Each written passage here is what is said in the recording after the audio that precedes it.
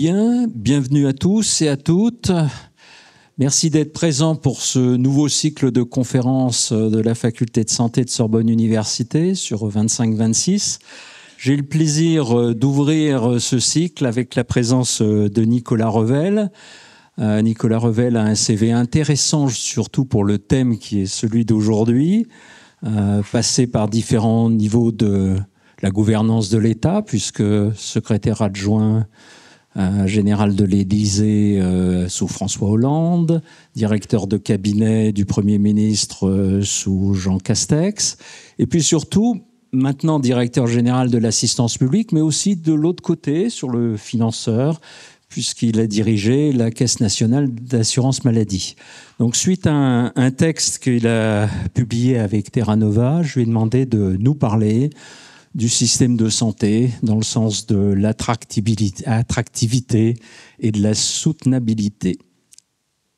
Monsieur Revel, cher Nicolas, la parole est à vous.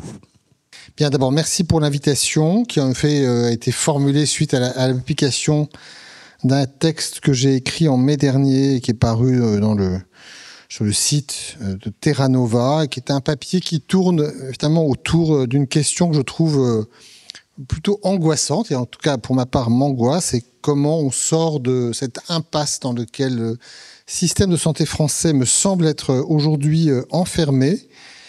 Une double impasse en réalité qui tient à la difficulté à concilier plusieurs objectifs qui ne se concilient pas forcément très facilement. Une demande de santé dont on sait qu'elle est évidemment aujourd'hui forte, mais qui va augmenter pour des raisons démographiques et épidémiologiques, indépendamment même du facteur démographique. On voit des taux d'incidence sur certaines pathologies chroniques croître indépendamment des facteurs d'âge. Un sujet de soutenabilité économique qui est d'autant plus aigu qu'il se confronte, on y viendra, à un niveau de déficit élevé et un retour à un niveau de contrainte fort sur la progression annuelle de la dépense dite ONDAM. Et puis, un troisième objectif qui est attirer des professionnels de santé en nombre suffisant pour répondre à ces besoins qui sont importants et vont augmenter, et qui n'est pas seulement un sujet quantitatif, mais j'y reviendrai aussi, formation certainement, mais orientation vers les bons métiers, les bonnes spécialités, les bons cadres d'exercice et si possible les bons territoires. Donc ces trois éléments forment finalement une sorte de triangle dont chaque côté est un élément de tension. Voilà, on voit bien la tension entre les besoins et la soutenabilité financière. On voit bien le sujet entre les besoins et la question de l'attractivité, avoir des soignants et des médecins en nombre pour soigner les malades. Mais il y a aussi un axe de tension entre comment on assure la soutenabilité économique sans compromettre l'attractivité des métiers. Et c'est un des points sur lesquels il faut se pencher, à mon sens, de manière prioritaire. Ce champ de tension, finalement, ce triple champ de tension, par ailleurs, on voit bien qu'il va s'accentuer dans les prochaines années et décennies. La demande de santé, je l'ai dit, va augmenter. Les contraintes économiques elles-mêmes, je pense, ne vont pas, compte tenu de la situation du pays, ne vont pas s'alléger, en tout cas pas à brève échéance. Et par ailleurs, on voit bien que les nouvelles générations qui se dirigent vers les métiers de la santé et du soin ont des exigences nouvelles qu'il faut pouvoir évidemment intégrer. Voilà. D'où cette notion d'impasse, et je ne prétends pas d'ailleurs aujourd'hui arriver avec toutes les solutions, sinon même une solution. J'essaie d'esquisser des pistes. Et évidemment, il s'agit d'alimenter un débat et de pouvoir poursuivre la réflexion autour de ces sujets. Avant de commencer à esquisser des pistes, quelques éléments quand même de diagnostic, de constat, en commençant par un premier élément qui est l'impasse économique et financière du système de santé. Où sont nos vrais enjeux, nos vrais défis, nos vraies difficultés? Et je commence par essayer de tordre peut-être le cou à quelques idées. La première étant de dire que nous n'avons pas en France, sur longue période, un sujet de niveau de la dépense de santé. Je ne crois pas qu'en France, nous dépensions trop en termes de santé. Alors, quand vous voyez ce premier graphique, qui j'espère est à peu près visible, qui est un document comme d'autres qui suivront tiré de l'OCDE, mon affirmation n'est pas si évidente. Nous sommes très hauts dans le classement des pays de l'OCDE. Nous sommes en 4e position quand on prend l'indicateur de la dépense en santé sur PIB. Nous sommes à plus de 12% de notre PIB. Et c'est objectivement, nous sommes dans un groupe de pays. Les États-Unis sont très loin devant, mais Suisse, Allemagne et France, on est dans un... Voilà. Dans le trio de tête derrière, c'est 12,4% pour la dépense de santé totale, c'est 9% pour ce qui est pris en charge par l'assurance maladie. Donc oui, on pourrait se dire qu'il y a un sujet. Mais quand on rapporte la dépense de santé, non pas au PIB, mais à la population, alors là, on est certes toujours un petit peu haut, mais quand même moins. On n'est plus 4e, on devient 7e pays de l'OCDE. Et quand on reprend le critère de la population et qu'on y intègre une variable d'âge pour tenir compte de la structure démographique et donc, au travers des populations plutôt âgées, des besoins de santé corrélés à la structure d'âge, alors là, pardon, ça ne se présente plus de la même manière, mais retenez que nous ne sommes plus 4e ni 7e, mais 13e pays de l'OCDE. Tout ceci pour, malgré tout, resituer les choses. On pourrait dès lors se dire que quand on reprend le premier de la dépense sur PIB, nous n'avons pas forcément un problème de numérateur, qui est la dépense. Il y a peut-être un sujet, mais ce serait une autre conférence, de pourquoi nous sortons si haut alors qu'on est par rapport à la population pas forcément au plus haut, ce qui renvoie aussi à un sujet de PIB. Mais nous n'avons pas à faire aujourd'hui une conférence sur pourquoi la France a-t-elle un problème de niveau de croissance. Ce serait autre chose. Nous n'avons pas, deuxième idée, non plus un problème de rythme. Parce qu'on pourrait se dire, oui, d'accord, mais malgré tout, la dépense de santé augmente trop vite dans notre pays. Et en fait, quand vous regardez, c'est même presque plutôt, ce fut pendant longtemps le contraire. Ça, c'est la même. Alors, c'est très compliqué à lire, donc je vais vous y aider. Là, vous avez un graphique qui situe les pays sur l'évolution de leurs dépenses de santé sur deux périodes, 2015-2019 et 2019-2022. Et nous sommes sur une évolution annuelle en valeur réelle, donc tenant compte de l'inflation. Et donc, si on regarde la première période, donc nous sommes au milieu de 38 pays. Quand vous prenez la première période 2015-2019, le rythme moyen en valeur réelle de progression de la dépense de santé dans ces 38 pays est de 2,6% par an. En Allemagne, ça a été 2,8%. En France, ça a été 0,7%. Nous sommes d'ailleurs le 3e pays dont l'évolution a été la plus modérée. Alors après, 2019-2022, il se passe pas mal de choses. Là, pour le coup, le rythme d'évolution dans les pays de l'OCDE est plus dynamique. Il passe à 3,3%. Nous aussi, on est à 3%. L'Allemagne est à 2,9%, l'Espagne est à 3,3% et la Grande-Bretagne est à 3,5%. Il y a plutôt une atypie inverse sur la 15-19 et plutôt une évolution de la dépense de santé en France dans la période récente. Alors, je n'ai pas 23, 24, 25, mais qui nous situe dans un paquet de pays qui n'est atypique à la baisse et plutôt dans la moyenne sur les années récentes. Alors, en revanche, on a un sujet, incontestablement, de déficit. Là, je vous mets la chronique du solde de la branche maladie depuis 2004. Et vous voyez en fait que quand vous prenez le dernier chiffre tout à droite, 2024, qui est à 13,8 milliards d'euros de déficit, vous vous situez en fait à un niveau qui est exceptionnellement élevé hors période de crise.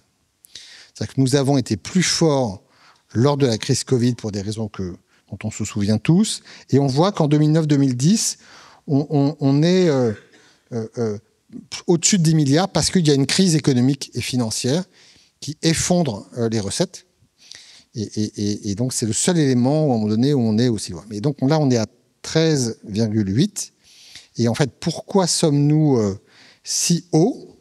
C'est parce que nous avons une explication qui est, je crois, connue. Évidemment, ça n'est pas les dépenses Covid, elles n'étaient pas pérennes, donc elles ne sont pas restées dans la structure de la dépense de la branche maladie. Elles ont creusé le déficit en 2021, alimenté la dette, certainement, mais elles ne sont pas restées en dépenses structurelles. En revanche, ce qui est resté, ce sont des revalorisations salariales, absolument indispensables, mais qui sont intervenues de manière très ponctuelle, exceptionnelle. Ce fut le Ségur, quelques mesures salariales qui ont suivi le Ségur, des revalos du point d'indice qui ont accompagné une très forte inflation en 22, 23 et un peu 24. Et ce sont quelque part des facteurs qui ont conduit à une très forte progression des dépenses de manière assez conjoncturelle, mais pérenne, mais conjoncturelle, et qui ne sont pas forcément des éléments reproductibles. Nous ne serons pas, sur les années prochaines, normalement, face à des chocs d'inflation ou des trains de revalorisation aussi élevés. Il faut y ajouter quand même que s'ajoute à ce déficit de la branche un déficit des hôpitaux publics, puisque le malheur est que ces mesures salariales, qui devaient être évidemment compensées, ne l'ont été que partiellement, c'est-à-dire que le déficit de la branche s'est creusé sans pour autant compenser intégralement le coût des mesures salariales, ce qui fait que les hôpitaux publics ont vu eux-mêmes leur déficit se creuser en 22, 23, 24, pour l'essentiel à la faveur d'une sous-compensation de ces mesures qui avaient déjà été creuser le déficit branche maladie et aussi creuser le déficit hospitalier. Un seul chiffre, le déficit des hôpitaux publics en France était 800 millions en 2019 et on est passé ensuite à 1,2 milliard en 2022, 1,8 milliard en 2023 et 2,8 milliards en 2024. Alors, quelle conclusion ? Première conclusion intermédiaire. Je le dis, pas d'atypie sur le niveau et le rythme de progression de la dépense, mais plutôt un sujet de niveau de la richesse nationale et de sa capacité à porter le modèle. Et un déficit qui est réel, qui est sérieux, qui est important, qui s'est creusé pour des raisons très fortement conjoncturelles, mais je l'ai déjà dit, je le redis ici, quand on met 14 milliards de plus tout d'un coup dans une branche qui était pas loin de l'équilibre avant la crise Covid, sans y mettre la moindre recette supplémentaire en contrepartie, on crée un déficit évidemment inévitable. Et ma conviction est que nous ne pourrons pas rééquilibrer la branche maladie dans les années à venir sans qu'il y ait une affectation de recettes supplémentaires pour cette branche, ne serait-ce que pour pouvoir justement équilibrer les dépenses supplémentaires qui ont été décidées à partir de 2020. Alors, s'il n'y a pas à part ce déficit qui appelle une mesure, à mon sens, de ressources supplémentaires, quel est le problème ? Et je pense que le problème, c'est que nos leviers de régulation qui ont été utilisés pour contenir l'évolution spontanée des dépenses sont, à mon sens, aujourd'hui épuisés. Le problème, c'est d'abord et avant tout, non pas l'endame constaté, mais c'est le fait que la branche maladie ou les dépenses de santé dans notre pays sont tirées par un tendanciel naturel qui est extrêmement fort. Alors, c'est quoi le tendanciel ? C'est l'évolution spontanée de la dépense de santé dans notre pays si on ne fait rien. Qu'est-ce qui l'alimente ? C'est des besoins de santé en progression, par l'effet de la démographie et de l'épidémio. Et puis après, c'est tout ce qui peut ensuite...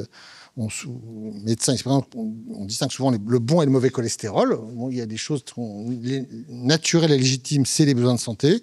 Et puis après, il y a tout ce qu'on connaît autour de tout ce qui peut être des éléments de sous-efficience, de sur-recours, de mauvais parcours. Tout ce qui environne évidemment les sujets de qualité du système. Et nous avons un tendanciel de dépenses qui, année après année, galope naturellement autour de 4,5 par an. Et c'est évidemment un vrai sujet parce que l'Ondam, lui, il doit se situer plutôt à 2,5. Et donc, quand on parle régulièrement en fin d'année, au moment du PLFSS, des économies sur la sécurité sociale, on ne parle de rien d'autre que de comment on ramène un tendanciel de 4,5 à 2,5. Alors, on pourrait se poser la question, pourquoi 2,5 ? Parce que si le tendanciel est à 4,5, on n'a qu'à faire monter l'Ondam à 4,5, puis au moins le problème est réglé, on n'a plus besoin de s'embêter à chercher des économies. Bon. Parce que si vous avez une progression de la dépense Ondam de 4,5, vous n'avez aucune recette qui vous permet de progresser au même rythme. Voilà. Ça veut dire que la dépense sur PIB va continuer à progresser, parce qu'en gros, le point d'équilibre qui permet d'assurer une progression de la dépense sans que la part des dépenses de santé dans le PIB augmente significativement chaque année, c'est autour de 2,5-3%, selon certaines hypothèses macroéconomiques. Et quand par ailleurs vous voyez les recettes qui sont affectées à la branche maladie, vous voyez que sur des hypothèses de croissance à peu près raisonnables, 2,5 est à peu près la zone d'équilibre. Et donc si vous êtes au-dessus, vous avez un déficit qui se creuse à nouveau, et cette fois-ci pas parce qu'il y a des décisions exceptionnelles sur de revalorisation, mais de manière naturelle et répétée chaque année. Et donc votre déficit, il va se remettre à structurellement dériver année après année, avec la question de savoir si c'est bien que les dépenses de santé d'aujourd'hui soient finalement renvoyées dans leur financement à nos enfants ou petits-enfants. Je pense que la question, déjà d'un point de vue politique et moral, se pose. Évidemment, vous pouvez dire qu'il suffirait d'aller mettre des ressources supplémentaires et d'augmenter des taux de CSG, de créer des impôts supplémentaires, mais il faut le faire chaque année. Chaque année, il faut trouver un taux supplémentaire, chaque année, il faut trouver une taxe supplémentaire. On pourrait penser aux taxes comportementales, mais les taxes comportementales, comme elles marchent, leur produit, à un moment donné, se réduit. Donc, il faut ne serait-ce qu'en trouver de nouvelles pour maintenir leur rendement. Aujourd'hui, l'assurance maladie a un problème de maintien du rendement de ces taxes comportementales par l'effet positif et vertueux de ces mêmes taxes. Donc, il faut aller chercher de l'affectation, de ressources supplémentaires ou des augmentations de taux. On voit bien que ce sera difficile de considérer que l'Ondam pourra progresser durablement autour d'un 2,5-3%. Et donc, on va avoir, année après année, ce sujet de comment on ramène le tendanciel sur l'Ondam. C'est de ce point de vue-là, d'ailleurs, la grande singularité de la branche maladie par rapport aux autres branches de la sécurité sociale. La branche famille est une branche stable. Le nom de famille est stable, le niveau des prestations est stable, cette branche ne fait jamais parler d'elle. La branche retraite est une branche qui n'est pas stable et fait parler d'elle. Mais elle a deux avantages. C'est qu'on a un énorme problème une fois tous les 10 ans qui se traite dans une loi, qui ne passe pas forcément facilement, mais qui, à un moment donné, intervient, et dans lequel les outils de remédiation sont connus. On peut augmenter un taux de cotisation, on peut augmenter une durée de cotisation, un âge légal, mais enfin, on sait au bout du bout qu'avec l'augmentation de la durée de la vie active, la régulation va tenir au fait de pouvoir, à un moment donné, faire en sorte que les actifs travaillent un peu plus longtemps. Il y a 1000 questions autour de la manière de le faire. Enfin, la réponse est à peu près connue dans sa philosophie. La branche maladie, elle pose la difficulté de remettre le couvert chaque année, d'aller trouver chaque année de vraies économies, parce que quand on a un tendanciel à 4,5 et qu'on a un Ondam à 2,5, on doit trouver de vraies économies. On va voir comment on les trouve. Et évidemment, avec par ailleurs un vrai sujet sur comment on trouve ces économies. Parce que pour le coup, là, le consensus ou la clarté n'est pas forcément acquise. Alors, qu'est-ce que je veux dire par là? C'est que pendant ces belles années où on a tenu l'Ondam à un niveau faible, on l'a tenu en ayant en France une préférence pour la régulation des dépenses par la maîtrise des prix plutôt que par la maîtrise des volumes. Qu'est-ce que j'entends par là? C'est que la dépense de santé, c'est une combinaison de 3 facteurs entre des volumes de soins, le recours aux soins, des prix, qui sont les prix des médicaments, les tarifs de la T2A, les tarifs des consultations libérales, et un taux qui est la prise en charge par l'assurance maladie. Quand on regarde sur assez longue période, il y a eu des mesures de taux, de déremboursement, qui n'ont pas été en fait massives sur les 10 années qui ont précédé le Covid. Le sujet revient pour des raisons que j'évoquerai dans un instant. Ce qui a été très fortement mobilisé, c'est les prix. Et d'ailleurs, en fait, ceux qui tiennent les comptes apprécient plutôt les taux et les prix parce que ce sont 2 vecteurs ou paramètres sur lesquels on peut faire des calculs et être à peu près sûr de ce que ça va donner pour faire les fameux milliards d'économies qu'on attend. Miser sur dans l'année sur l'impact d'une mesure de sensibilisation sur les antibiotiques est moins certain dans les effets tangibles que cela va avoir. Donc, on régule quand même très volontiers par les taux et surtout par les prix. Et quand vous regardez Alors ça, c'est une autre slide, pardon, je vais un peu vite, qui illustre en quoi la France ne s'intéresse pas beaucoup au volume et beaucoup plus au prix. Là, c'est comment on se situe sur une base 100 étant un peu la moyenne OCDE, sur le volume des soins de santé par habitant en France. Vous voyez que la France est 3e pays de l'OCDE. On est à 134. Si vous regardez maintenant comment on se situe sur les prix dans le secteur des soins, on a toujours une base 100, et vous voyez que la France est à 70. Donc, ça pour illustrer le fait qu'on ne régule pas beaucoup les volumes, mais en revanche, évidemment, on régule les prix. Alors, sur quoi peut-on réguler les prix ? Il y a 2 grands clients que je vous présente, c'est les industries pharmaceutiques et les établissements hospitaliers. Et donc, vous avez ici un élément important, c'est plutôt, je vous demande de regarder plutôt le graphique de droite, où vous voyez que les soins hospitaliers, on est toujours là en valeur réelle, eh bien, ont été en négatif annuel sur la période 2009-2013 et quasi ISO à 0% en 2013-2019. En revanche, pareil pour la pharma qui était, elle, en négatif sur cette période. Et c'est vrai que les économies sur les prix des médicaments ont été un énorme véhicule d'économie pendant toutes ces années. Mais les baisses de tarifs T2A aussi. Et je vous rappelle, même si je pense que tout le monde a ici en tête, le mécanisme des tarifs T2A. Ça, c'est un document qui résulte d'un rapport de la Cour qui montre comment, dans les années 2016, 17, 18, 19, ça s'est arrêté ensuite d'ailleurs. À partir de 19, ça s'arrête.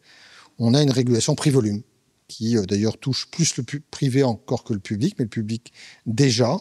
Et vous prenez par exemple 2016, on a une hypothèse de volume à 2,9. On trouve que 2,9 c'est un peu beaucoup pour tenir l'Ondam. On baisse les tarifs de -1. Et donc c'est ça qui d'ailleurs, je crois, a été un des problèmes de la T2A.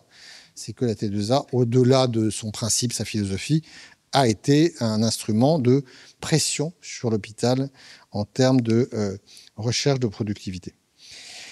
Alors, je ne suis pas en train de dire que la régulation des prix n'a aucune légitimité, mais je pense qu'elle ne peut plus être le levier aujourd'hui premier qui nous permettra de tenir la dépense de santé dans les années prochaines, comme ce fut le cas dans les années antérieures. Oui, c'est légitime, et donc on sait qu'il y a des actions pour essayer de répondre à des situations de rente économique qui peuvent s'installer dans certains secteurs. Il y en a, je ne sais pas si la biologie a pu en être un, la radiothérapie peut en être un, il y a des mesures qui sont envisagées, il y a quelques segments médico-chir sur lesquels on peut discuter du niveau des tarifs et des valorisations. Mais je pense que nous aurons beaucoup moins de marge de manœuvre pour agir sur les prix que ce ne fut le cas, pour 2 raisons. Reprenons les produits de santé. On voit que l'assiette des produits sur lesquels on peut faire des baisses de prix se restreint par l'effet des tensions en approvisionnement qui fait qu'il y a de plus en plus de produits qui sont exemptés de toute baisse de prix CEPS parce que ce sont des produits en tension. Et que par ailleurs, on a par ailleurs un pipe d'innovation important, de plus en plus important, difficile à réguler dans la fixation des prix, qui va tirer les choses. On a aussi des enjeux de relocalisation d'activités, aussi bien de production industrielle que de recherche, qui sont maintenant intégrés dans la matrice de négociation et qui nous amènent à être moins mordants dans les négociations.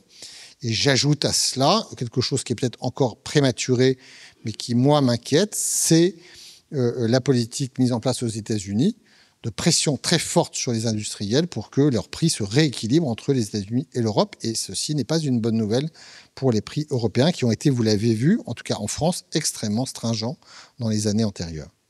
Et puis, bien sûr, s'agissant de l'hôpital et des établissements, je ne crois pas raisonnable et souhaitable de revenir à des régulations prix-volume. Il y a des recherches de productivité dans ce secteur-là. Il y en a eu beaucoup.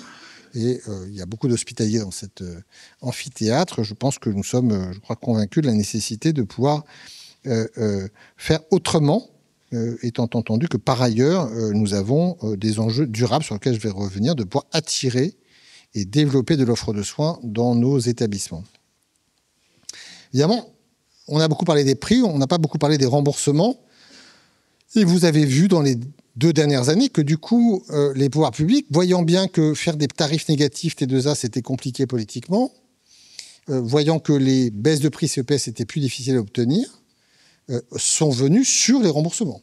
Et nous avons eu toute une série de mesures prises, participation et franchise une fois, envisagées sur le ticket modérateur, mais qui n'ont pas pu aller au bout, qui reviennent sur les participations et franchises. Donc on voit bien que le levier du taux revient assez fortement. Et il revient quelque part avec un rationnel en sa faveur, mais un seul, qui est que si vous regardez ce tableau, vous voyez que la part de l'AMO, donc de la sécurité sociale, tendanciellement augmente un peu chaque année. Pourquoi ? Parce que le nombre de patients en ALD augmente régulièrement chaque année et déforme la structure de remboursement par le fait qu'on est à 100%.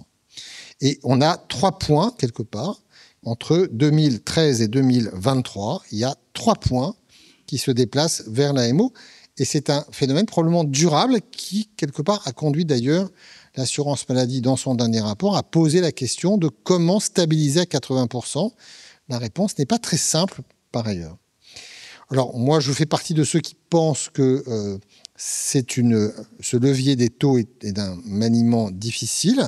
Je pense qu'il y a 2 postes de dépenses sur lesquels nous sommes, à mon sens, déraisonnables. C'est les indemnités journalières et les transports sanitaires. Mais on pourra y venir si vous le souhaitez, mais ce sont des postes dont l'évolution est, sur longue période, très supérieure à celle des soins. Il y a dépenses médicales. C'est un sujet quand même, de voir les transports et les arrêts de travail progresser beaucoup plus vite, même parfois 2 fois plus vite que les dépenses médicales, thérapeutiques de prise en charge des patients. Mais au-delà de ça, qu'il faudrait peut-être pas facile à attraper par ailleurs, hein, mais on a 2 pistes qu'on entend souvent évoquer.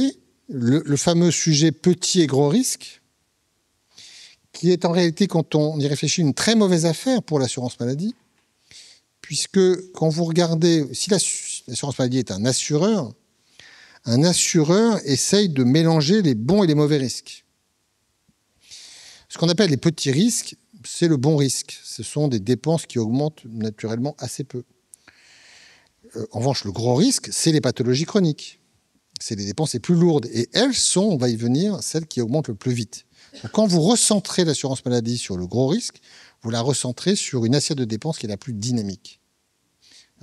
Mauvaise solution qui, par ailleurs, pose la question de savoir, de ne plus avoir véritablement à la fois de capacité à réguler l'ensemble du système, parce que quelque part, vous êtes légitime uniquement à réguler les prises en charge lourdes.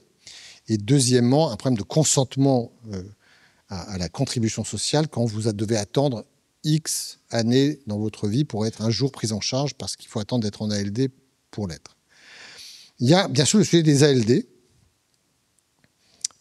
autour duquel il y a des réflexions en cours.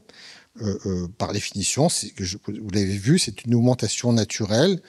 Il est quelque part normal qu'on se réinterroge régulièrement. On voit bien la grande difficulté de sortir des pathologies de la liste des ALD. Et la question de sortir des malades du bénéfice de l'ALD est un sujet qui, quelque part aujourd'hui, est embarqué par le fait qu'il y a des pathologies dont on guérit et sur lesquelles il y a évidemment besoin de pouvoir sortir ces patients le moment venu, étant quand même entendu qu'un patient qui est en rémission n'est pas celui qui consomme le plus de soins.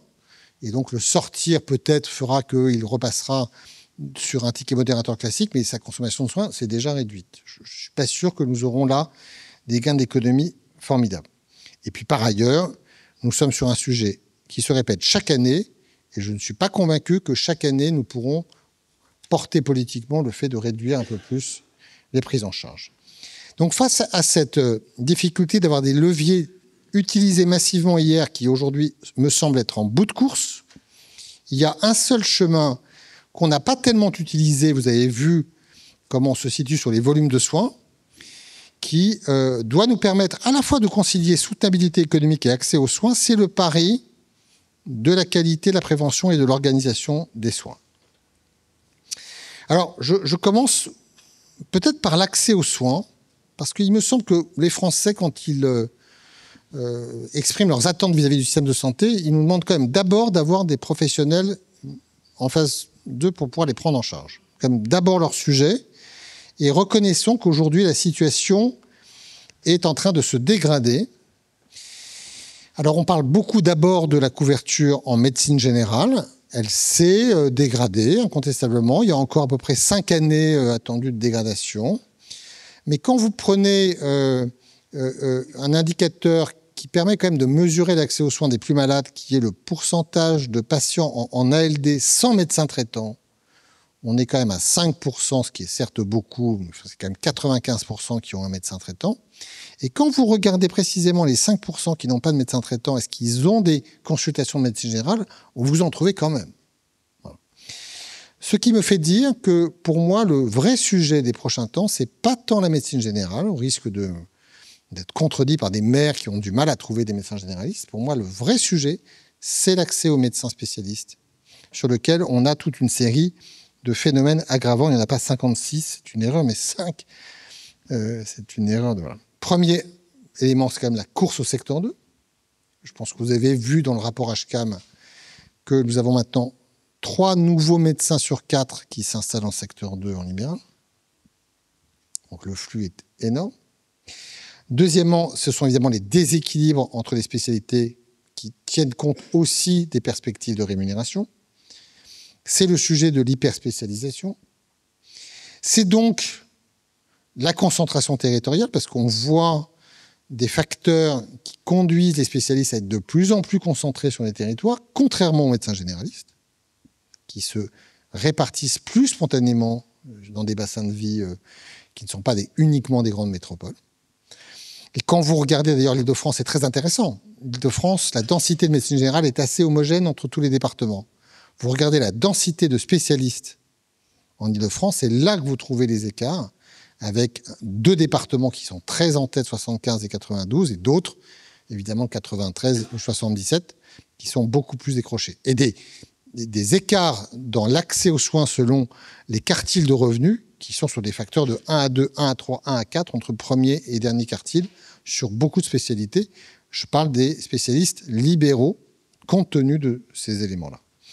Et puis par ailleurs, un autre élément qu'il faut aussi intégrer sur les spécialités médicales, c'est les spécialités médicales à garde, à très forte suggestion, sur lesquelles on voit bien, mais on le sait, que les contraintes sont spontanément moins facilement partagées et acceptées. Ça m'amène à 3 convictions de fond. La première, c'est que face à ce paysage, la priorité n'est pas forcément de former toujours plus de médecins, mais de surtout travailler sur leur orientation et leur fidélisation dans les cadres d'exercice les plus utiles.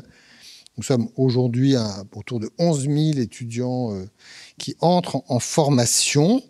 Il fut un temps où un ancien Premier ministre a évoqué un objectif de passer à 16 000, parce que c'est ainsi qu'on allait rassurer les Français sur le fait qu'ils auraient accès à un médecin, sauf que ce 16 000 serait sorti 10 ans après, ou 11 ans après, et on pourrait quand même se faire l'observation que quand vous êtes sur 16 000 médecins sur une classe d'âge, vous êtes à un médecin pour 50 personnes. 1 pour 50. Aujourd'hui, déjà, avec les évolutions démographiques et en restant au nombre d'étudiants en médecine que nous connaissons, nous avons aujourd'hui à peu près 220 000 médecins en activité dans ce pays. En 2040, c'est-à-dire dans 15 ans, nous passerons de 220 000 à 440 000. Sans rien faire. En gardant uniquement notre format actuel d'étudiants de médecine qui rentrent et en laissant tout simplement passer des départs à la retraite qui vont évidemment beaucoup se réduire à partir de dans 5 ans. Et donc le nombre de médecins dans ce pays va, soyons tranquilles, augmenter très significativement dans les 15 ans qui viennent. Je ne crois pas que la priorité soit d'en former encore plus. Deuxième conviction, la vraie réponse, et pour le coup à court terme, c'est de miser beaucoup plus fortement sur le développement accéléré des délégations de tâches et de compétences et sur le développement de la pratique avancée qui peuvent avoir un impact fort sur les prises en charge, notamment le suivi des patients chroniques, notamment les enjeux de prévention. et qui ne se limite pas d'ailleurs aux IPA, même si je pense que nous avons besoin de davantage d'IPA. Nous avons besoin de... attendez, je suis passé trop vite, parce que j'avais des choses à vous dire sur, au-delà de vous dire qu'on n'a pas besoin d'augmenter davantage encore les formats de promotion, il faut travailler sur l'orientation. Ce qui, évidemment, à mon sens, posera inévitablement, je le dis là quand même, la question des rémunérations dans des cadres d'exercice qui, aujourd'hui, ne permettent pas l'accès au secteur 2. Et moi, je pense qu'aujourd'hui, le sujet, c'est le niveau de rémunération dans les structures hospitalières publiques, qui est un sujet sur lequel on va devoir continuer à réfléchir, notamment sur ce qu'est la rémunération des astreintes, de la permanence et des suggestions. Je pense que ce sujet n'est pas totalement derrière nous, mais ça n'est pas qu'un sujet de salaire, c'est aussi un sujet de conditions de travail et d'exercice. Et là, je vous renvoie à toutes sortes de considérations et de travaux sur la question du temps dans l'exercice professionnel, qui n'est pas d'ailleurs qu'un sujet de médecin, qui est aussi un sujet de soignant. Le temps pour faire de la médecine, le temps pour faire de la recherche, des sujets aussi sur comment on travaille à l'hôpital en termes de fonctionnement du collectif dans les unités et les équipes. Je pense que c'est un vrai sujet. Et j'observe quand même parfois beaucoup de tensions et beaucoup de causes de départ qui peuvent être liées à des sujets de fonctionnement des équipes, mais aussi à comment l'hôpital fonctionne plus largement, avec parfois le sentiment d'être dans un dialogue compliqué avec l'ensemble des acteurs, les directions, les couches, et probablement plus dans les grosses structures que dans les moins grosses. Et puis, on a besoin de projets, et c'est aussi très important pour rester à l'hôpital public, que de se dire qu'on aura des bonnes conditions de travail, que le climat de travail sera bon, que les conflits seront réglés, qu'on pourra dialoguer, être entendu et considéré, et qu'on pourra avoir des projets, des dynamiques de projets, ce qui nécessite de pouvoir investir. Et je me permets là de présenter un petit slide qui porte sur l'évolution des dépenses en capital, c'est en gros d'investissement dans les pays de l'OCDE et quelques pays. Là aussi, regardez à droite, et vous verrez en fait sur une base 100 qui est en 2010, le niveau d'investissement, comment ça évolue dans les années suivantes jusqu'en 21. Vous voyez qu'en moyenne OCDE, ça augmente de 46%, l'investissement dans le domaine de la santé. En Allemagne, ça a augmenté de 25%. Au Royaume-Uni, ça a plongé très fort au début, mais ça n'a cessé de remonter depuis. Vous pouvez regarder les États-Unis à 50% de plus. Canada, bizarrement, étale. Australie et la France est étale. Et donc, moi, je crois que nous avons, parce qu'on s'arrête en 21, nous avons en 2021 identifié ce problème de sous-investissement à l'hôpital. Ça a été en 2019 la reprise de 10 milliards de dettes à l'hôpital public pour permettre des investissements. C'est le Ségur de l'investissement qui arrive en 2021, avec une quinzaine de milliards en cash et en subventions. On est dans le moment où il y a beaucoup d'investissements prévus dans nos structures. Sur les 10 prochaines années, l'AP a prévu d'investir 6 milliards d'euros. C'est aussi bien des grands projets que du investissement courant, que du renouvellement de matériel, que des équipements innovants, que de l'informatique. Voilà, 6 milliards. Et donc avec un sujet de capacité à soutenir dans un moment où, par ailleurs, vous l'avez vu, les déficits hospitaliers se sont creusés. Donc, ça, c'était ce que je voulais dire sur le premier sujet, j'y reviens. Je reprends le fil sur le deuxième, sur le travail pluriprofessionnel, donc plus de délégation, plus de montée en compétences. Et ça n'est pas que des IPA à Bac+5, c'est aussi le métier infirmier qui, je pense, doit pouvoir à un moment donné avoir des débouchés en termes de développement professionnel autres que l'encadrement et la pratique avancée. Donc, ce sont des choses sur lesquelles on doit travailler, beaucoup plus qu'on ne le fait. Évidemment, tout en conservant, ce qui ne correspond pas toujours à la projection qu'ont certaines professions, une coordination très forte au sein d'une équipe et d'un collectif, avec des médecins aussi. Troisième conviction, la réponse aux difficultés d'accès territorial passera d'abord à la fois par le numérique, mais aussi par l'organisation d'un système de consultation avancée très structuré. on a ce sujet d'avoir une couverture territoriale qui se réduit à la faveur de la concentration des spécialistes dans les agglomérations. On pourrait se dire qu'il faut pouvoir y remédier par une forme de coercition qui est souvent évoquée dans le débat politique, conduisant à imposer des lieux d'exercice principaux pendant quelques années. Je ne crois pas, moi, à la faisabilité de ce type de modalité de régulation. On pourrait y venir. Je pense que voilà, ça ne fonctionnera pas. Je crois beaucoup plus, en revanche, à ce que j'ai proposé dans Terra Nova, qui est que nous devons, en revanche, obliger des médecins qui exercent dans les grandes villes, en secteur 2 en ville, mais dans nos établissements hospitaliers aussi, à faire des consultations avancées dans des lieux qui sont un peu éloignés, mais ce n'est pas à l'autre bout de la France, où c'est, on va dire, 1 ou 2 jours par mois. On peut dormir chez soi le soir. La famille n'a pas besoin de déménager. Il y a bien sûr un équipement correspondant à la spécialité si elle est technique. On est évidemment en secteur 1 quand on va à cet endroit. Tout ça doit être organisé et encore une fois imposé, parce que si on est sur le volontariat, ça ne le fera pas. Et je pense que ça, c'est une réponse, parce qu'on voit bien qu'on va à la fois devoir, pour assurer la couverture des soins, assurer plus de gradation des soins, et moi je le pense, de ne pas pouvoir maintenir des petits hôpitaux médico-chirurgicaux sous critique dans des endroits où on n'a pas les moyens de les tenir dans des standards de qualité acceptables. Et quand vous arrivez à fermer un hôpital, ce qui n'est pas simple, c'est d'autant plus compliqué quand vous dites à la population locale, on va vous faire un EHPAD. Voilà. C'est compliqué de vendre, de troquer l'un pour l'autre. Si en revanche, il y a une offre médicale avancée, structurée, réelle, dans des spécialités significatives et qui permettent ensuite d'avoir un accès aux soins qui ensuite permet d'être prise en charge au bon endroit plus tard, je pense qu'il y a quelque chose qui a du sens, permet de l'accès aux soins sans déstabiliser le système. Alors, pardon, ça c'était ce que je voulais ajouter après, et j'en viens maintenant au deuxième défi qui, après l'accès aux soins, porte sur comment on assure une soutenabilité économique sans peser sur l'attractivité médicale et soignante, ni sur l'accès aux soins. Parce qu'on a vu que prix et taux, ce serait compliqué. Et donc, il y a une seule réponse, ce que j'appelle un peu la face nord, qui est de faire le choix de la qualité de la prévention et donc de l'organisation des soins. Comme j'y viendrai en conclusion, ça fait des années qu'on en parle, et donc la question, c'est comment on peut faire que ce soit demain une réalité.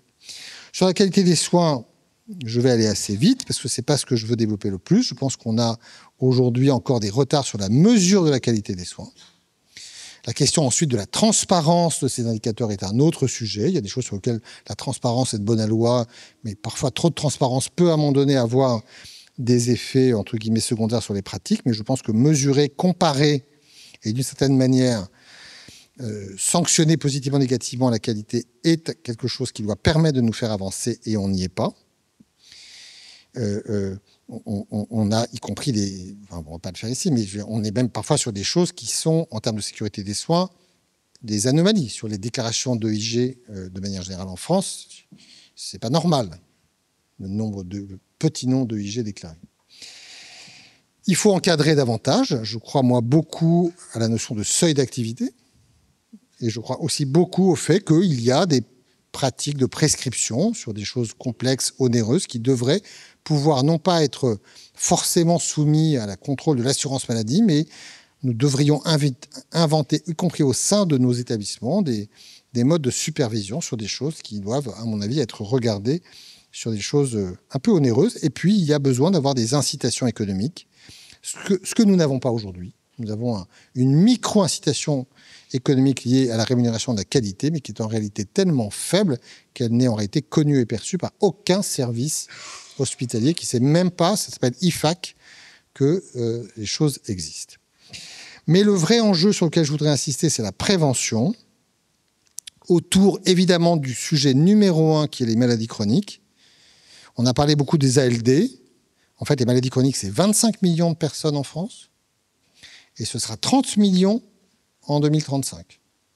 Ça représente aujourd'hui les 2/3 de la dépense, et ça représente plus de 70% de la progression de la dépense.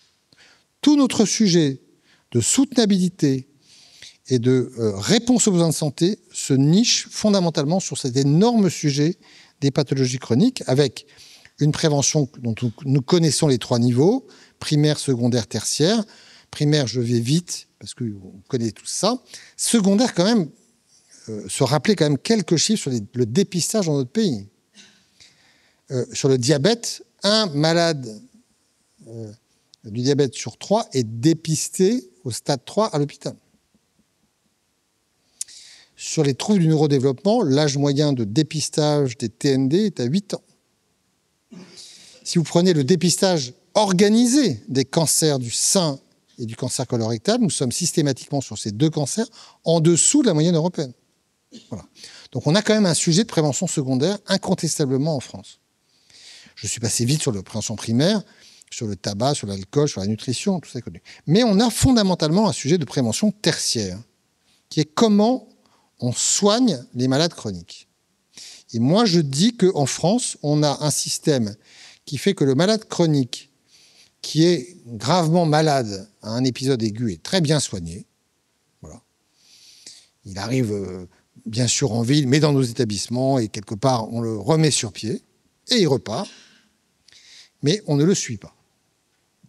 Or, le défi de la maladie chronique, c'est le suivi au long cours de malades qui vont vivre très longtemps, et dont tout l'enjeu est de faire en sorte que, par la mise en place d'un suivi régulier et réactif, ces malades retardent les phases d'aggravation, ou que, quand une phase d'aggravation démarre, on sache la détecter et réagir.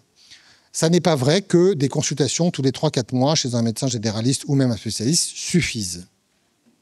Et nous savons par ailleurs que nous avons des outils numériques qui arrivent de manière peut-être désordonnée, trop nombreuse à évaluer, mais que nous sommes en train de changer d'époque avec des outils qui n'existaient pas il y a 10 ans et qui doivent nous permettre de pouvoir beaucoup mieux faire les choses. Or, nous ne sommes pas aujourd'hui ni organisés ni financés pour le faire.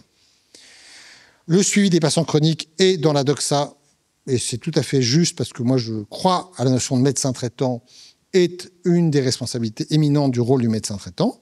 Mais les médecins traitants aujourd'hui n'ont ni le temps, ni les moyens, ni les équipes, ni les outils, ni parfois l'accès à l'expertise spécialisée nécessaire en temps réel pour faire un suivi en temps réel. Ça n'est pas vrai.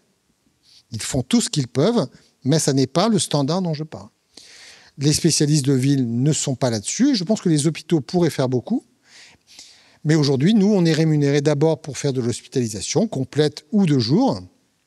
Et tout ce qui existe dans beaucoup de services pour suivre des files actives à domicile se fait pro bono, avec des infirmières de coordination, un peu de télésurveillance. Il y a un début de modèle économique sur la télésurveillance, mais qui est encore très timide. Et on voit bien que nous avons besoin d'organiser autour du suivi resserré, pluridisciplinaire de patients chroniques, une organisation, un dispositif qui aujourd'hui n'existe pas. Je veux insister sur le fait que l'idée que nous puissions, grâce à cela, faire des économies importantes dans le système n'est pas uniquement une théorie. C'est déjà un élément vérifié dans la pratique, puisque grâce à l'article 51 mis en place en 2018, nous avons pléthore d'expérimentations qui ont fait la démonstration de leur efficacité. Je vous en ai retenu quelques-unes, dont une est très connue à la paix, c'est C6 sur l'insuffisance cardiaque sévère, et qui, alors je ne vais pas toutes les passer, vous avez ici des chiffres que vous pourrez voir si c'est ensuite retransmis, qui donnent les impacts, qui sont évidemment des impacts sur les hospitalisations. On y reviendra. Il y a derrière cela quelque chose qui doit nécessiter de revoir évidemment beaucoup de choses.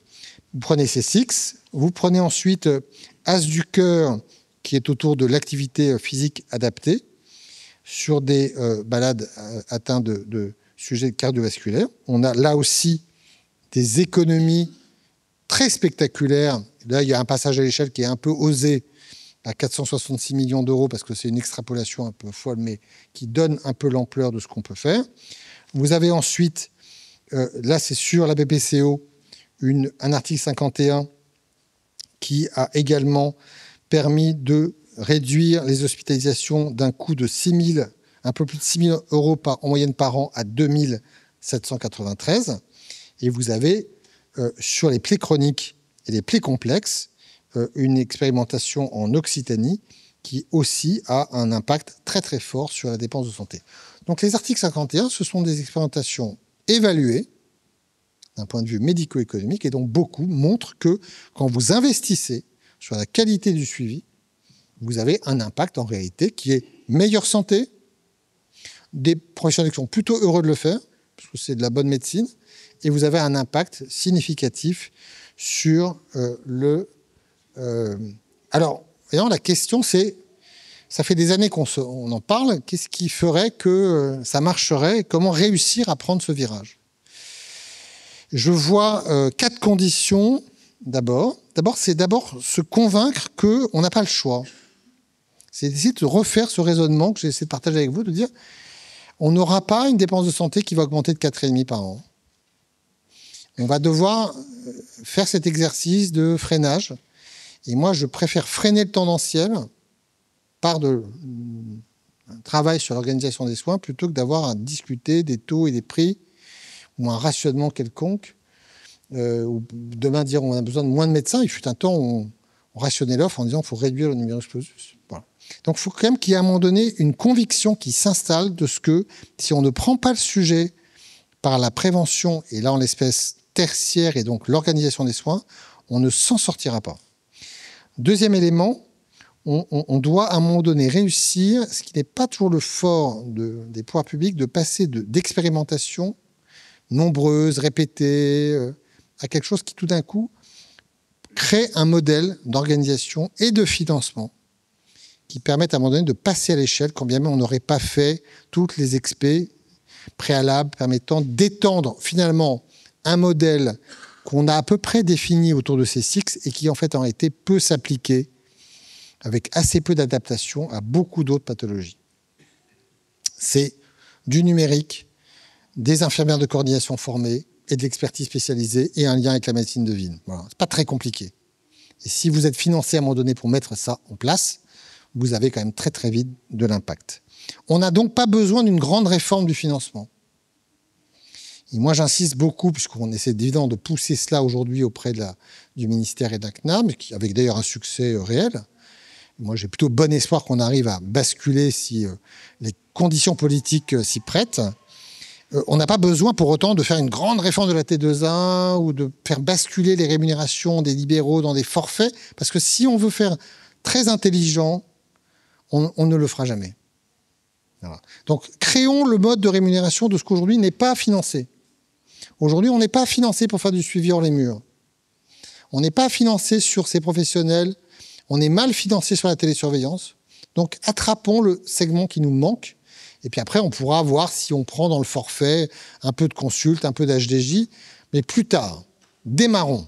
Parce que si on ne démarre pas, on restera dans la situation où on est et à tourner entre uniquement des mauvaises solutions. Et puis, c'est très important que, à la faveur de ce sujet de la prévention tertiaire, ne se redéclenche pas la guéguerre ville-hôpital.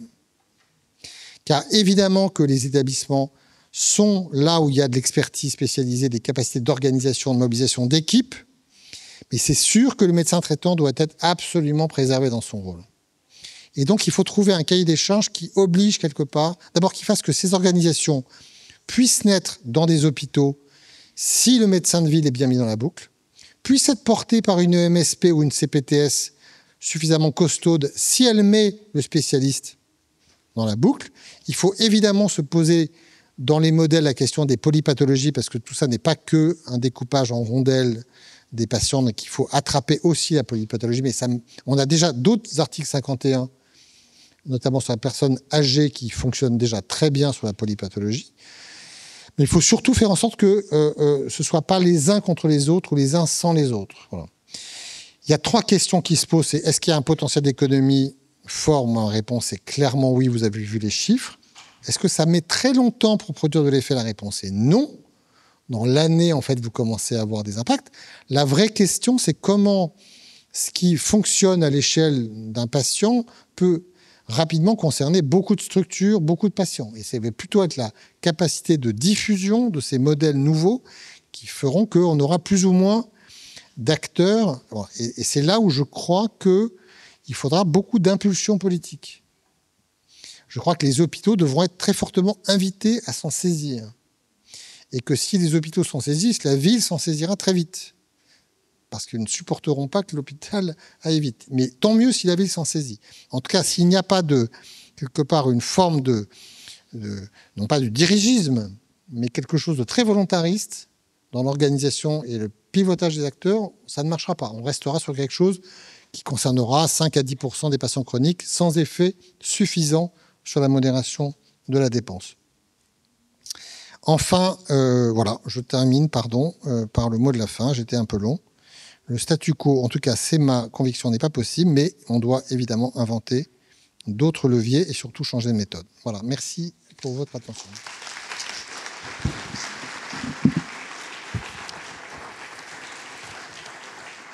Merci beaucoup pour cette présentation. Avant de donner la parole, je passerai dans l'amphithéâtre pour donner le micro à ceux qui voudront poser des questions.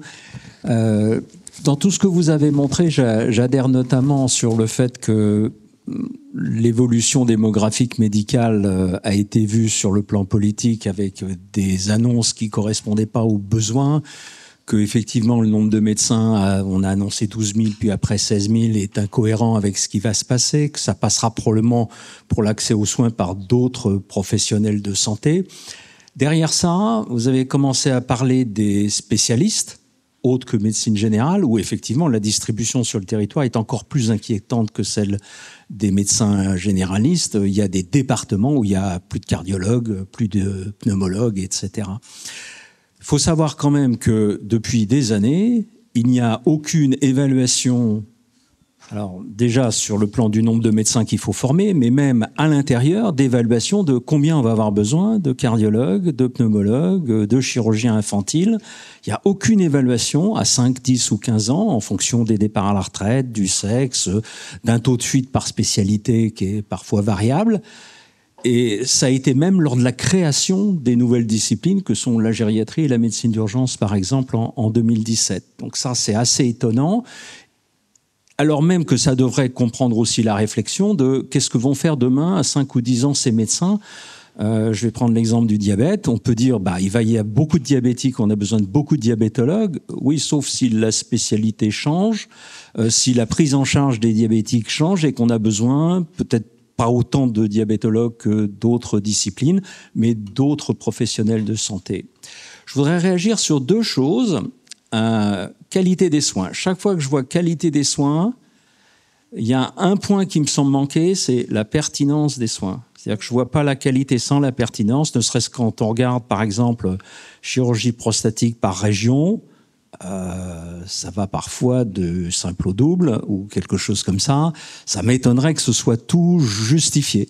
Donc, comment parler de la qualité sans parler de la pertinence? Et pour l'instant, on s'est peu intéressé à la qualité, je suis d'accord, et on n'a presque pas eu de discours, au moins politique, ou de réflexion sur la pertinence des soins.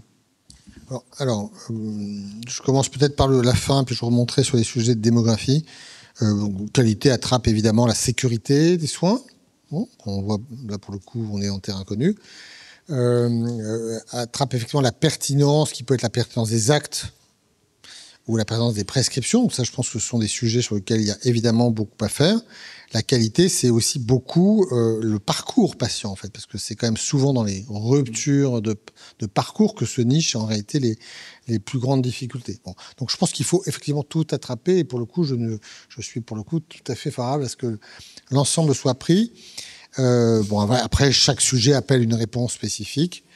Nous, on a par exemple, et je pense que ce sont des sujets sur lesquels les communautés médicales, en tout cas hospitalières publiques, sur lesquelles la course à l'acte, évidemment, n'est pas le sujet premier. Mais moi, je suis frappé de voir que quand je suis arrivé à l'AP, j'ai voulu mettre sur le tapis le sujet justement de la juste prescription sur tout ce qui est INGHS, biologie, médicaments, imagerie.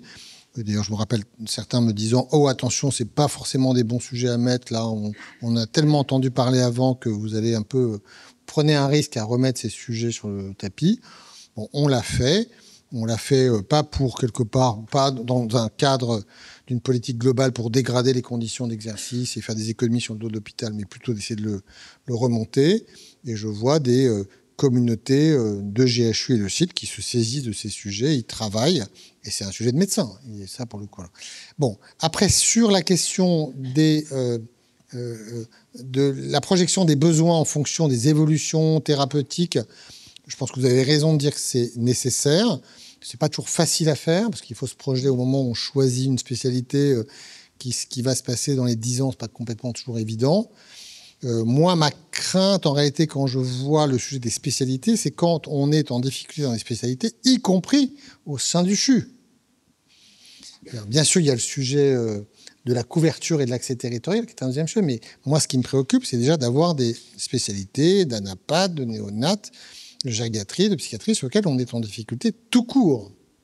Et avec des rééquilibrages, sur l'attractivité des spécialités, des disciplines, pour des raisons scientifiques, médico-scientifiques, mais pas que. Voilà.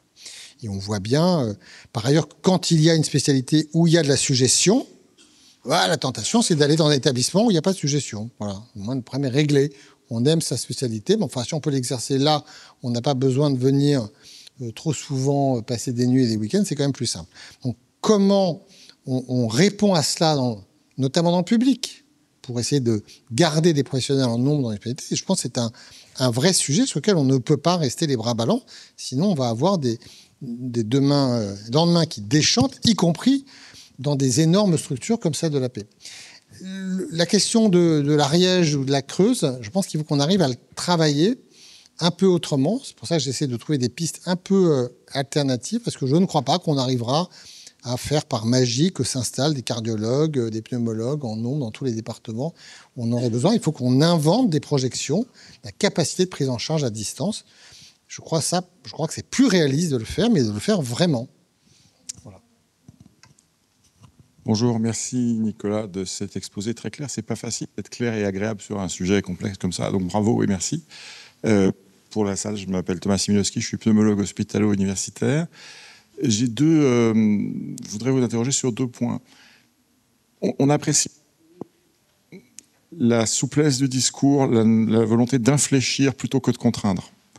Néanmoins, il y a un volant de dépenses de santé absolument considérable qui est lié à la prescription hors-AMM, sur parfois des assiettes de prescription énormes. Ce n'est pas forcément des médicaments coûteux, mais ce sont des assiettes de prescription énormes. On a entendu beaucoup qu'on voulait réguler les ambulances, les fraudes aux arrêts maladie, etc. Mais quand est-ce qu'on va réfléchir à faire respecter les AMM? Et ça, c'est des milliards qui viennent facilement. Et dans le deuxième chose, c'est un peu la même chose, c'est on dépense 44 milliards d'euros par an en coût social du tabagisme. Et est-ce qu'on peut vraiment considérer qu'il y a une absence de complaisance de l'État sur la lutte contre le tabagisme? Moi, je ne crois pas. Je pense que la complaisance persiste et que les efforts qui sont faits, qui sont réels et indéniables, restent quand même très en deçà de ce qu'on pourrait faire. Et donc, là encore, il y a des sources très immédiates d'économies possibles. Alors, je suis d'accord sur le tabagisme. D'ailleurs, si Thomas, vous lisez le papier dans Terra Nova, je consacre quelques lignes au sujet du tabac pour observer que depuis le passage à 10 euros, qui a conduit à une inflexion nette de la consommation, on n'a plus vraiment bougé. Là, le dernier bougé sur les lieux de consommation est un premier bougé, mais on pourrait aller plus loin.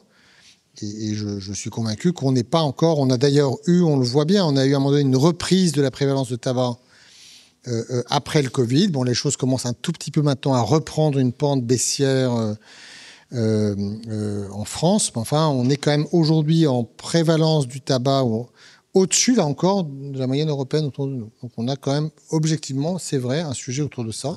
Idem pour l'alcool, qui est un sujet sur lequel la France tourne autour de ce sujet comme d'un tabou, et je pense qu'il y a aussi des impacts.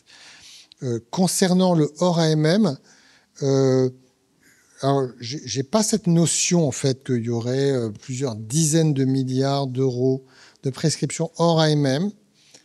Si je voulais être taquin, je dirais que le hors AMM il est quand même souvent beaucoup hospitalier quand même. parce qu'on sait et qu'on assume parfois. Et je me rappelle dans ma vie de directeur de la CNAM avoir eu un sujet à la PHP sur du hors AMM il y a 6 ans. Le hors AMM en prescription courante sur des produits banalisés, hors indication, oui. Le nombre d'IPP prescrits ou de benzo prescrits ou d'antibiotiques prescrits, il y a évidemment plein de sujets autour de ça, mais je ne sais pas, sur le hors AMM, il faut qu'on en reparle plus précisément pour que je vois mieux où sont les poches de risque, parce que du coup, peut-être que je ne les vois pas suffisamment bien. Il y a des spécialités qui prescrivent quasiment que hors AMM, oui, je pense aux pédiatres, oui, parce qu'elles n'existent pas. Ouais. Ah oui, non, mais hors indication, plein. Mais hors AMM, c'est grave. Hors AMM, oui, bien sûr. Mais c'est là où, à mon avis, il faut être plus stringent sur les indications. Bonjour, monsieur Jean-Louis Lequeux, patient, étudiant à l'Université des patients. Et je ne suis pas profession médicale, mais ingénieur de formation. Il y a plusieurs points sur lesquels, effectivement, vous avez peut-être une lumière à apporter, qui sont surtout sur l'implication des patients, qui est loin d'être neutre. Éducation thérapeutique du patient, 4400 programmes en France, peu de coordination, peu de connaissances, et pourtant une vraie voie de service vers les professionnels de santé. Parcours de soins confondu souvent avec parcours de santé, associations de patients en France qui ont un statut qui est à peu près le même que celle d'une équipe de belote, contrairement à ce qui se passe dans d'autres pays européens où les associations de patients ont un vrai statut, une participation au sein du système de santé, ce qui a pu entraîner une baisse des dépenses sur les chiffres que j'ai pu lire, chiffres non négligeables qui peuvent intéresser aussi l'administrateur. L'engagement ALD, vous avez complètement raison. Je suis toujours surpris. J'ai 4 ALD, je suis suivi chez vous depuis maintenant 25 ans, je dirais, à la PHP, et je ne m'en plains pas. Les équipes de soignants sont formidables. Saint-Antoine avec le professeur Parc, vraiment boulot extraordinaire. Et j'ai beaucoup de chance, effectivement, d'être en région parisienne pour ça, c'est vrai. Mais l'ALD doit être un contrat, à mon sens, du patient vis-à-vis de la collectivité. Quand on assure sa voiture, on a le droit d'avoir un bonus et un malus. J'ai été très surpris en 25 ans de recul de ne jamais pouvoir bénéficier d'un programme de suivi, même de savoir que ça pouvait exister, sauf une fois par un infirmier en soins intensifs, Ambroise Paré, après le 2e infarctus, qui m'a expliqué qu'effectivement, je pouvais suivre un programme de récupération. Et je pense que toutes les personnes qui sont en ALD souhaitent s'en sortir, et que le contrat qui doit exister entre la collectivité et le patient doit passer par un engagement, non pas uniquement des médecins qui doivent encore supporter cette charge-là, mais aussi des patients qui doivent pouvoir s'engager. Et c'est un des points, à mon avis, qui est extrêmement important, c'est qu'aujourd'hui, dans l'éducation qu'on a des patients, on a des patients consommateurs, et on peut regretter effectivement la pression que ça entraîne. On achète des services médicaux comme on achète une boîte de café dans un hypermarché, et c'est profondément anormal. Je l'ai vécu en tant que patient, ma fille est chez vous aussi en tant que médecin à la PHP. Honnêtement, inimaginable de voir effectivement ce comportement. Et je pense que le rôle du patient doit être remis. On a des devoirs, on a des droits. On parle souvent des droits du patient, on ne parle pas beaucoup des devoirs et de leur implication pour aider les équipes de soignants. Alors, d'abord, vous avez tout à fait raison de dire que dans la prévention tertiaire, l'éducation thérapeutique est évidemment un élément qu'il faut qu'on puisse développer. Ce n'est pas uniquement du suivi par des objets connectés ou une équipe de suivi professionnel qui intervient face à un patient un peu passif. Je pense que tout ce qui peut permettre à des patients de mieux comprendre leur maladie et de pouvoir mieux la maîtriser, agir et être quelque part autonome autant qu'on puisse l'être, va dans le bon sens. Et donc, je pense que ça fait partie de la politique qu'il faut qu'on développe. Sur la responsabilisation du patient, les fameux devoirs en face des droits, je veux dire, on peut avoir des comportements, comme vous les décrivez, qui sont très, j'imagine, différents d'un patient à l'autre. Moi, je ne sais pas très bien attraper ce sujet-là, en réalité.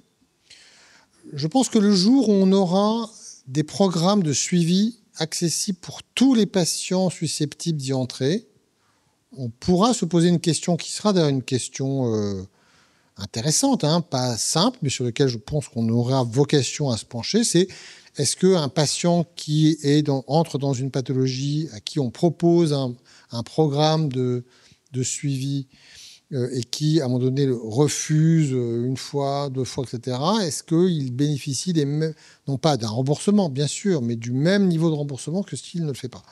Question un peu, voilà, mais qui, je pense, d'une certaine manière, devra être posée, parce que moi, elle ne me choque pas dès lors que, petit 1, tout le monde a vraiment accès à un tel programme, et que, deuxièmement, d'une certaine manière, on n'est pas dans des choses qu'il faut aussi intégrer, le fait qu'à un moment donné, on arrête, c'est fatigant, on en a marre, et que la vie est parfois un peu compliquée. Mais qu'on intègre ça, moi, ne me choquerait pas.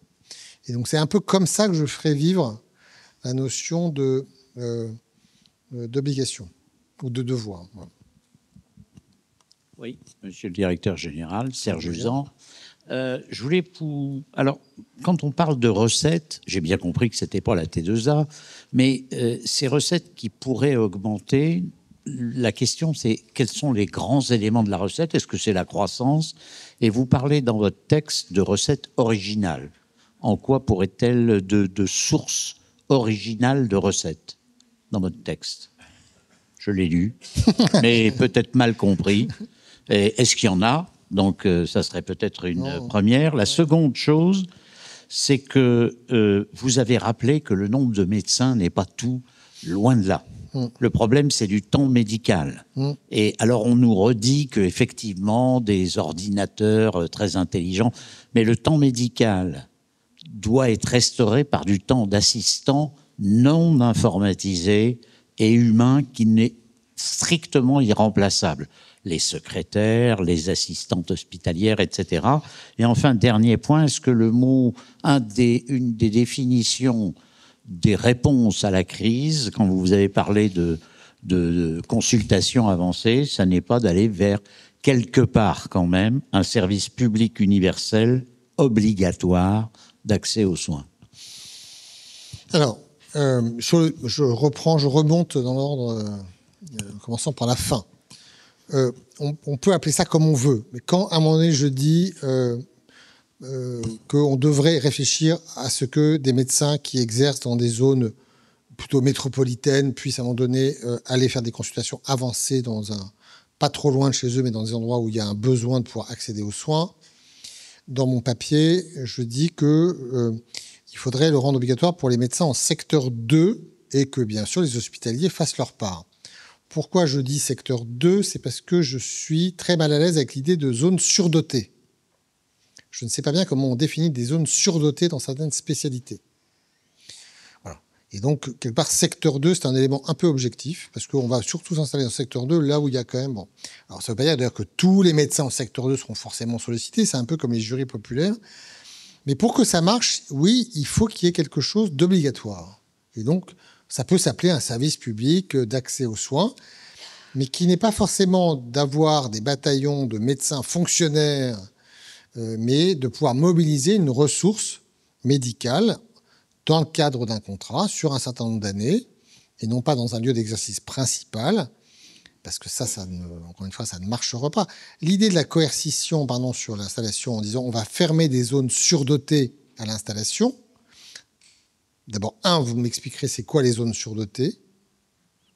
Aujourd'hui, il y a des spécialités où moi je ne sais pas très bien, même en Ile-de-France, comment on peut dire qu'on est surdoté par rapport à quoi. Voilà. Et deuxièmement, si vous fermez une zone surdotée, ça ne fait pas une installation au fin fond de la Seine-et-Marne, hein.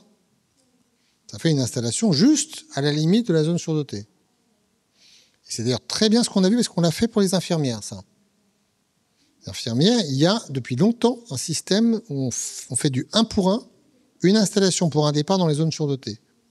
On a regardé ce que ça donne, explosion de l'installation dans les zones moyennement dotées. Voilà. Tout autour de la zone... voilà. Donc ça, je ne crois pas à ça, et donc je crois à ces... et donc, oui, il y a une part d'obligation, et donc ça peut être un service public. Deuxièmement, sur les équipes autour des médecins et des soignants. Je suis très convaincu de ça. Je trouve que j'ai, dans ma vie ancienne de directeur général de la CNAM, porté l'assistant médical dans les cabinets de généralistes, qui est d'ailleurs un succès. Ouais. Et quand je suis arrivé à la paix, j'ai, dans mes leviers, entre guillemets, j'ai proposé qu'on crée 600 emplois, regagner du temps, dont on a fait aujourd'hui les 3/4. Bon. On a gelé la dernière partie parce que les temps sont durs, donc je les garde pour 26-27. Bon. Convaincu de ce qu'on a besoin d'avoir autour des équipes médico-soignantes des compétences administratives, techniques, logistiques, informatiques nécessaires pour les aider à faire leur travail. Ce qui m'amène d'ailleurs ici, mais je saisis toutes les occasions pour le faire, à évoquer un sujet qui peut parfois d'ailleurs être dans l'esprit de certains dans les hôpitaux, qui est de dire qu'on aurait beaucoup d'administratifs dans les hôpitaux. Et on a d'ailleurs eu des chiffres qui ont circulé, qui circulent encore, disant qu'en France, on a 38% d'administratifs dans les hôpitaux français. Et que c'est beaucoup, parce qu'en Allemagne, c'est 28%. Bon. Ce qui me fait dire que quand même 28%, c'est beaucoup quand même aussi, même en Allemagne, les administratifs. Bon. Donc regardons de quoi on parle en fait. À l'hôpital, quand vous retirez tout ce qui n'est pas médecin, soignant, rééducation, il vous reste 28% d'effectifs. Pas 38, 28. Mais on a le brancardier, le manip radio, le technicien de labo. Bon. On a l'assistante sociale. On a la secrétaire médicale dans le service, dont j'ai compris que c'était la personne la plus importante du service. Très bien. On a les ouvriers techniques, maintenance, qui interviennent pour essayer d'eux. Et après, on a 2 filières, la filière numérique et la filière recherche, tech, arc. Et donc, quand je retire tout ça, et que je regarde combien j'ai d'administratifs qui travaillent dans les services d'admission, de facturation, de paye, et dans les directions nombreuses, multiples et variées, je suis à 5,7% de l'effectif.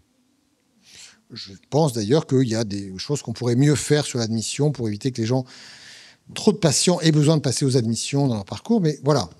Et je suis moi convaincu que ce débat-là est un mauvais débat. Et que nous devrions en réalité avoir non pas plus d'administratifs au sens strict, mais plus de soutien. C'est pour ça que l'intéressement recherche qu'on a mis en place permet de recruter des techs. C'est pour ça que j'ai réaugmenté les équipes du support informatique en proximité dans les sites qui étaient sous critique pour améliorer le service, et qu'on a besoin de ça. Voilà. Et enfin, sur les recettes, il faut que je relise mon texte sur les ressources originales. Mais bon, il y a plein de ressources possibles. Il y a celles qui sont assises sur le travail, cotisation. La CSG, c'est un peu plus large. La TVA, c'est la consommation. Les taxes comportementales. Enfin voilà, c'est autour de ça que la protection sociale construit son bouquet de recettes. Merci beaucoup, monsieur le directeur général Bahram Bodaghi. Vous avez fait une démonstration qui est extrêmement claire. Nous sommes dans une période politique particulièrement difficile. Je voulais vous demander comment vous voyez la suite, parce que vous faites des propositions, pas la suite de politique, mais comment vous voyez la mise en œuvre de ce que vous proposez, parce que c'est quand même un obstacle.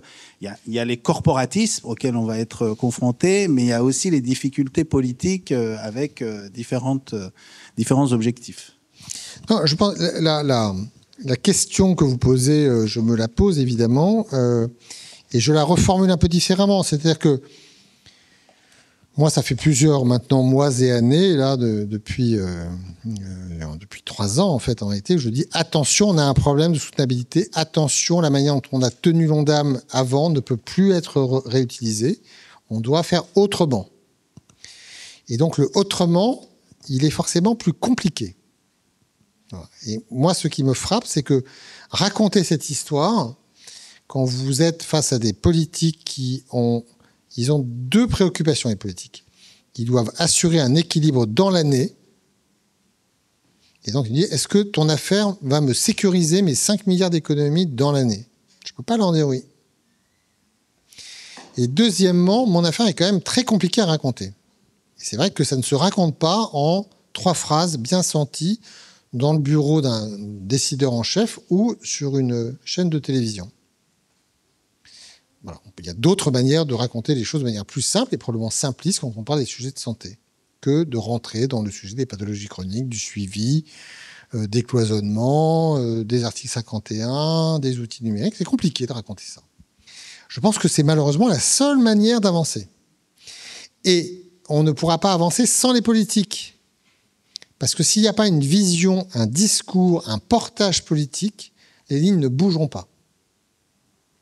Elles ne bougeront pas. Peut-être qu'elles bougeront sur le fait que les administrations mettront en place des modèles de financement. Parce que ça, c'est en fait, quand je discute avec les directions de centrales et la CNAM, tout le monde est très convaincu. Et donc veut y aller.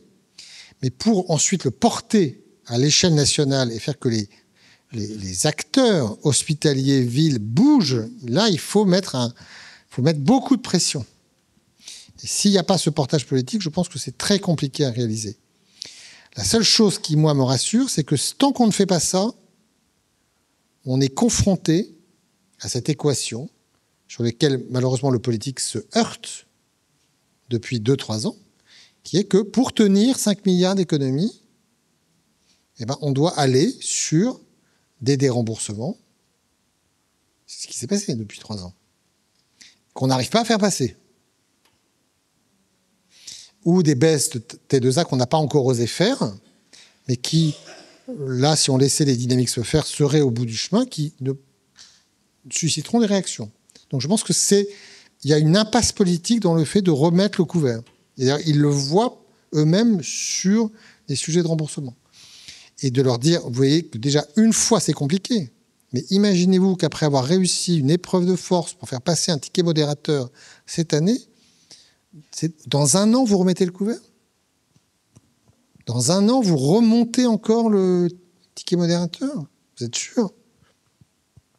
Vous pensez que vous allez pouvoir baisser chaque année la T2A pour modérer les volumes et que les Français vont trouver formidable qu'on dise on va réduire les effectifs dans les hôpitaux? Personne ne le pense. Donc il faut à un moment donné qu'on arrive à investir ces chemins-là. Et on a besoin du politique pour cela. Donc attendons de voir si on a évidemment une capacité à assurer le gouvernement des affaires publiques dans ce pays dans les prochains temps. Je n'ai pas la réponse. Olivier Duinou, je suis infirmier anesthésiste sur l'assistance publique. J'aurais plein de questions à poser, mais je vais commencer déjà par un partage. Effectivement, il faut, en tout cas, la régulation des prix ne peut plus être le premier levier. Je partage ça avec vous. Soignants, je pense que médecins comme non-médecins, on ne veut plus vivre des années où on a augmenté notre activité de 2,5% par rapport à l'année d'avant. Et à l'année d'avant, on était à l'équilibre, alors qu'on augmente de 2,5% notre activité, on est en déficit cette même année. Ça, on ne veut plus le voir parce que c'est incompréhensible et c'est pas très reconnaissant du travail que l'on peut faire au quotidien. 2 questions sur l'accès aux soins. Vous nous avez parlé effectivement de la médecine générale, vous nous avez parlé de la médecine spécialisée. Il y a quelque chose auquel je suis attaché, en fait, c'est l'égalité d'accès aux soins en urgence. Et la fermeture d'hôpitaux de proximité éloigne d'autant le service d'urgence pour ces populations-là. Un temps, on parlait que chaque Français, quel que soit l'endroit où il vivait, devait avoir accès aux urgences en 30 minutes. Qu'est-ce que vous en pensez de remettre ce sujet sur le métier ? Et enfin, parce que souvent c'est la solution, c'est partagé depuis de nombreuses années et les médecins le réclament aussi, le développement l'accélération de la délégation de tâches. Et parce que le sujet de ce soir c'était soutenabilité et attractivité et fidélisation, ça peut être partagé, mais la montée en compétence des soignants non médicaux font qu'ils ont des exigences aussi, des demandes aussi en matière de recherche, notamment l'universitarisation de nos formations y pousse. Il faudrait qu'on ait la possibilité, je crois, un jour d'une bi-appartenance, nous aussi, hospitalo-universitaire, et qu'on nous dégage du temps pour pouvoir faire de la recherche, parce que dans les domaines que vous proposez, notamment la prise en charge de maladies chroniques, les infirmiers ont une vision qui est intéressante et qui doit être entendue autrement qu'elle ne l'est. Mais parce que vous nous proposiez des tableaux de comparaison avec les autres pays de l'OCDE, il en est un que vous auriez pu rajouter, c'est le niveau de salaire des soignants dans l'OCDE, où la France reste très largement en dessous de ces pays à nous comparables. On est 3 000 € en dessous de la moyenne des salaires infirmiers de l'OCDE. Je sais que ça va pas aller dans votre sens, mais il est là une dépense qu'il faut songer parce que la revendication reste forte parmi mes collègues. Alors, j'ai dit tout à l'heure que je considère que la question salariale restait une question importante pour assurer l'attractivité des métiers soignants à l'hôpital. Voilà, je distingue ce point des exercices autres. Et donc, après, sur la question des décalages, des écarts de rémunération par rapport aux autres pays, je n'ai pas exactement ces chiffres-là, mais il y a clairement un décalage. Et de toute façon, quand même, il n'y aurait pas de décalage. De toute façon, il y aura une difficulté à retenir des professionnels dans les années et les décennies à venir si on ne répond pas à ce sujet. Bon.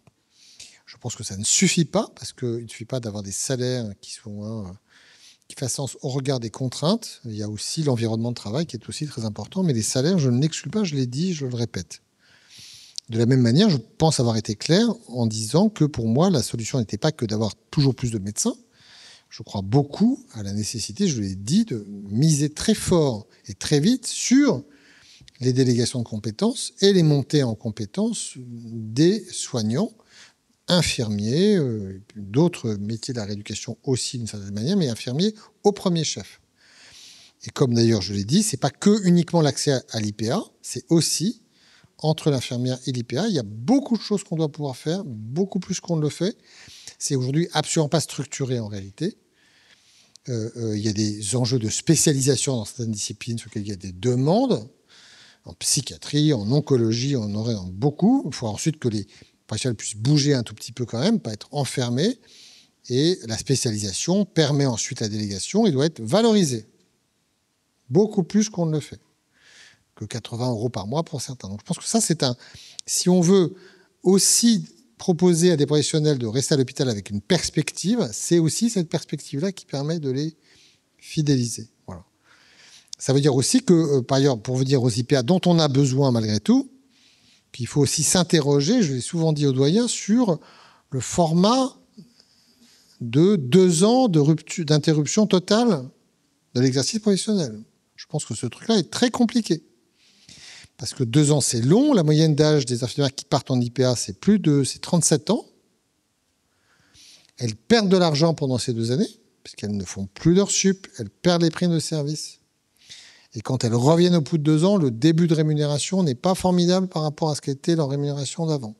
On est en train de régler le sujet des heures sup des IPA à la paix, et on voit bien qu'on a un sujet autour de modalités plus alternantes qu'il faudrait qu'on arrive à inventer pour attirer davantage vers ce métier IPA, mais pas que IPA. Encore une fois, je crois beaucoup au fait qu'on doit construire des parcours professionnels reconnus, valorisés à l'hôpital sur les métiers du soin. Et enfin, sur l'urgence, vous avez raison, c'est une question probablement la plus difficile, c'est que on doit pouvoir en effet accéder à une offre de soins, je dirais, nécessaire et suffisante. C'est pas vrai qu'on aura tous les plateaux techniques, toutes les spécialités à 30 minutes de chez soi, partout sur le territoire. Ça n'est pas vrai. Ça n'est plus vrai et ça n'est pas vrai. Et quand c'est supposé exister, ça n'existe pas pour de vrai. Voilà. Donc à un moment donné, il faut réussir à définir le minimum possible. Et quelque part, là où il y a des difficultés, je pense qu'il n'y en a pas partout, de voir comment on peut projeter des forces plus régulièrement, en sortant de l'idée qu'on va trouver des gens qui vont vouloir venir s'installer nécessairement, durablement, parce que ça, je pense que c'est trop aléatoire.